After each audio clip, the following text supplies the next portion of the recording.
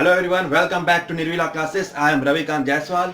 आज हम लोग जो भी सीआरपीसी का हम लोग का लेक्चर सीरीज चलता था, आज सेक्शन 155 पढ़ेंगे। इसके पहले के सेक्शन में हम लोग 154 पढ़े थे, जो डील करता था कॉग्निजेबल ऑफेंस के रिकॉर्ड के रूप में, मतलब जो आप एफआईआर लिखवाने थाने जाते थे उसके बारे में डील करता था। यह सेक्शन क्या है? सेक्शन 155 डील करता है नॉन कॉग्निजेबल रिपोर्ट, एनसीआर। लेकिन अगर आप किसी प्रकार का बुक देखेंगे तो उसमें एनसीआर हेडिंग नहीं लिखा रहेगा, वहां पे लिखा रहेगा information as to non cognizable case and investigation of such cases.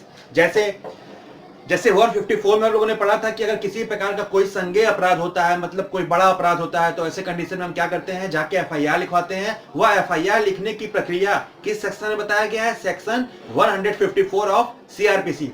उसी प्रकार संज्ञेय अपराध के लिए तो हो गया। असंज्ञेय अपराध मतलब non cognizable offence. Non cognizable offence में किस तरीके से हम लोग एनसीआर लिखवाएंगे वह बताया गया है सेक्शन 155 में।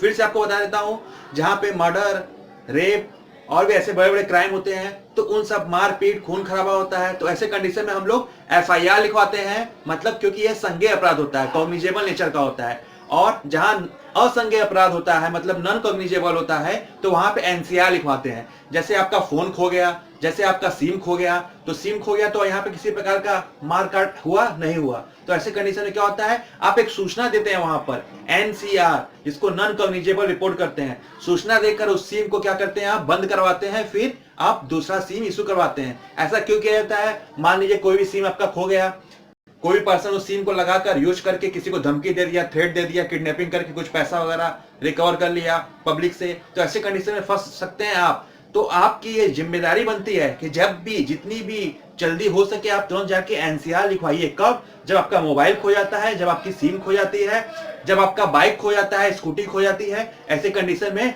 तुरंत जाके आपको क्या लिखवाना चाहिए? एनसीआर। किस सेक्शन में बताया गया है? सेक्शन 155 में बताया गया है कि एनसीआर कैसे लॉन्च होगा। एनसीआर अपने आप नजदीकी थाना में लिखवा सकते हैं।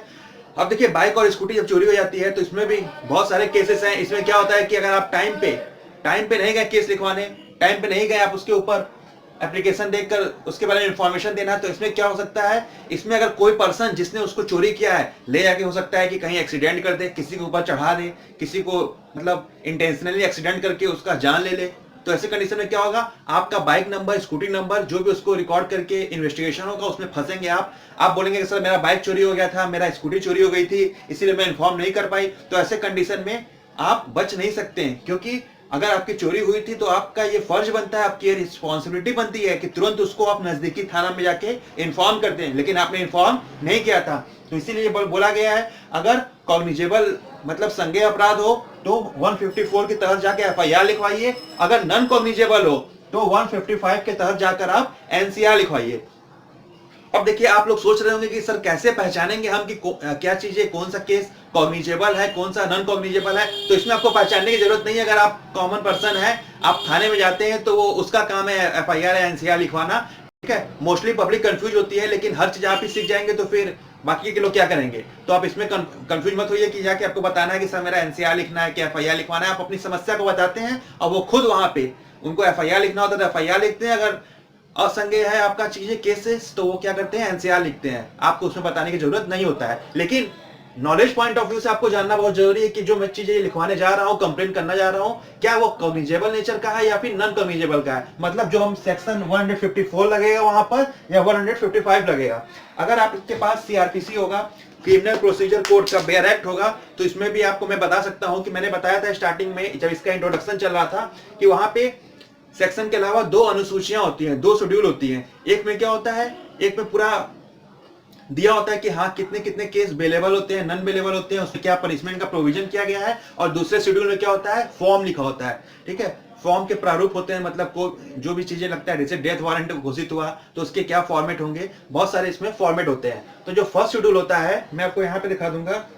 जैसे इसमें देखिए बहुत सारे सेक्शन लिखे हुए हैं और ये बताया गया है कि ये कॉग्निजेबल नेचर के हैं या फिर नॉन कॉग्निजेबल नेचर के है। तो जब आप किसी भी प्रकार के सीआरपीसी अगर आपके पास है तो आप उसका जब लास्ट का पेज आप देखेंगे तो वहां पे ढेर सारे सेक्शन आपको यहाँ पे कंटिन्यू दिखे हैं। देखिए मैं आपको यहाँ पे दिखा दूं, अगर दिख रहा होगा तो ये देखिए सेक्शन 302 आईपीसी का, आप सब जानते हैं यह मर्डर है। तो मर्डर में देखिए क्या बोला गया है, इसका ऑफेंस क्या है? मर्डर है, तो पनिशमेंट क्या मिलेगा? डेथ और इम्प्रिजमेंट फॉर लाइफ, मतलब या तो आपको मृत्युदंड दिया जाएगा, कैपिटल पनिशमेंट दिया जाएगा, या फिर लाइफ टाइम के लिए जेल भेज दिया जाएगा, डिपेंड ऑन सर्कमस्टेंसेस।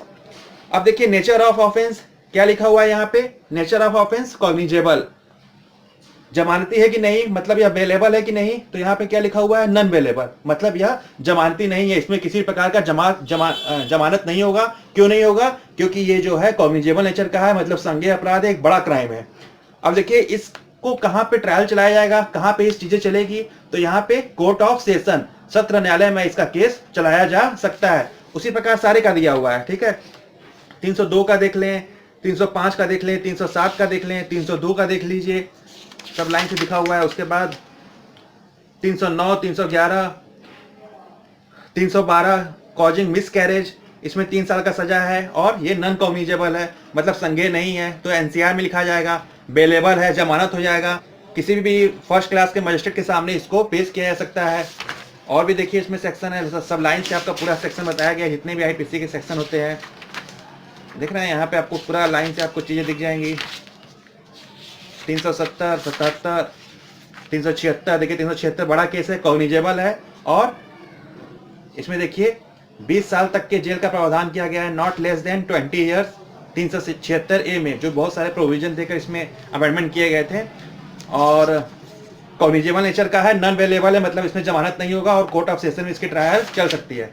तो ऐसे आप जाके पहचान सकते हैं कि ये चीजें आपको कहां से आपको पहचानना है। सीआरपीसी क्रिमिनल प्रोसीजर कोड 1973 के शेड्यूल 1 में आप जाके चेक कर सकते हैं कि ये कॉग्निजेबल नेचर का जो आपके साथ क्राइम हुआ है वो है, या फिर नॉन कॉग्निजेबल है। अगर कॉग्निजेबल है तो सेक्शन 154 लगेगा, अगर नॉन कॉग्निजेबल है तो सेक्शन 155 लगेगा।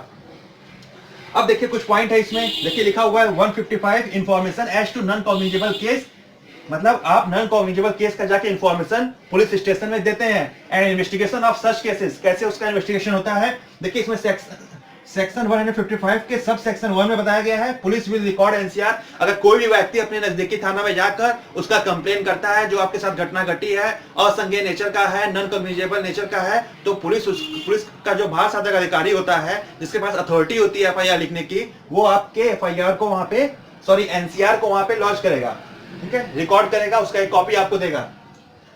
No investigations without magistrate permission, जैसे 154 में क्या था, एफआईआर कंडीशन में कोई संज्ञेय अपराध होता था तो पुलिस प्राइमरी लेवल पे जाके वो इन्वेस्टिगेशन वहां पे कर सकती है। इसके लिए किसी भी प्रकार का कोई भी मजिस्ट्रेट से हमको परमिशन लेने की जरूरत नहीं पड़ती है। देखिए एक केस था इंपीरियर बनाम नजीम खान या नजीर खान था, तो उसमें आप देख लीजिएगा। तो उसमें क्या था कि बताया गया था कि पुलिस और जो भी आपका ये कोर्ट है, ठीक है, उनके काम अलग अलग होते हैं, उसमें कोई भी एक दूसरे को इंटरफेयर नहीं कर सकता, दोनों भी कॉम्प्लीमेंट्री होते हैं, मतलब सभी लोग अपना अपना काम करते हैं, कोई किसी के काम में इंटरफेयर नहीं करेगा, पुलिस अपने स्तर पे जांच करेगा और जो लॉयर का काम है वो भी अपना स्तर पे उसको ट्रायल करेगा। अब देखिए यहाँ पे क्या है, सेकंड लिखा हुआ नो इन्वेस्टिगेशन, मतलब आप इन्वेस्टिगेशन इस केस में नहीं कर सकते। किस केस में नहीं कर सकते, सेक्शन 155 के केस में नहीं कर सकते, जहां पे नॉन कॉग्निजेबल का केस हो, जहां पे नॉन कॉग्निजेबल रिपोर्ट का केस हो, तो वहां पे आप without permission of magistrate you can not do any investigations.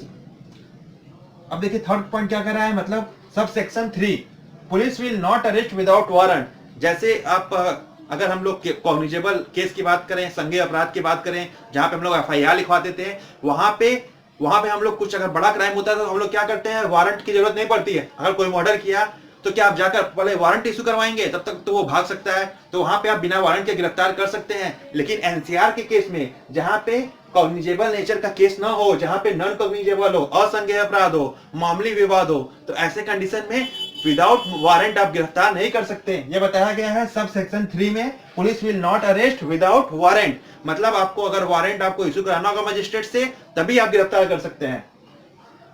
Sub section 4 में देखिए क्या बताया गया है, if the matter is cognizable, first matter is cognizable and second matter is non cognizable. कभी कभी कुछ ऐसी घटना होती है जो आधा कॉग्निजेबल होता है और आधा नॉन कॉग्निजेबल, कुछ संज्ञेय होता है और कुछ असंज्ञेय होता है अपराध। अब जैसे कोई भी चीज हो गया, जैसे कि मोबाइल चोरी हो गया, ठीक है, मोबाइल चोरी हो गया, ये क्या हुआ, असंज्ञेय हुआ, ठीक है, आप किसी पर शक हुआ, आप मारपीट कर लिए, क्या हो गया, संज्ञेय हो गया। अगर दो नेचर्स के क्राइम ऐसे आपको डायलेमा सिचुएशन लगे तो यहाँ पे क्या माना जाएगा कि वह कॉग्निजेबल नेचर का केस है, उसके लिए क्या रिकॉर्ड होगा, एफआईआर होगा। मैं बता दे रहा हूं फिर से, जहां पे एक मैटर कॉग्निजेबल का हो, दूसरा नॉन कॉग्निजेबल का हो, तो यहाँ पे यह मान लिया जाएगा कि दोनों नेचर आपका कॉग्निजेबल में लिखा जाएगा। जैसे आप वहां पे क्या करेंगे, सेक्शन 154 के तहत एफआईआर लिखवाएंगे। अगर सिर्फ और सिर्फ नॉन कॉग्निजेबल है तो 155 की तहत एनसीआर लिखवाएंगे। तो आई थिंक ये क्लियर हो गया होगा आपको। मैं लास्ट में फिर से बता देता हूं, एफआईआर में 154, एनसीआर के लिए 155। एफआईआर में विदाउट परमिशन, विदाउट वारंट गिरफ्तार किया जा सकता है। एनसीआर में विदाउट परमिशन, विदाउट वारंट गिरफ्तार नहीं किया जा सकता है। एफआईआर में हम लोग इन्वेस्टिगेशन कर सकते हैं और एनसीआर में विदाउट परमिशन ऑफ मजिस्ट्रेट हम लोग इन्वेस्टिगेशन नहीं कर सकते हैं। सारी चीजें मैंने बता दिया है, किसमें लिखा हुआ है, शेड्यूल 2 में लिखा हुआ है कि कौन से केसेस कॉग्निजेबल है, कौन से नॉन कॉग्निजेबल है। आगे के सेक्शन में हम लोग बाकी का कंटिन्यू करते रहेंगे। आज के लिए इतना ही, थैंक यू।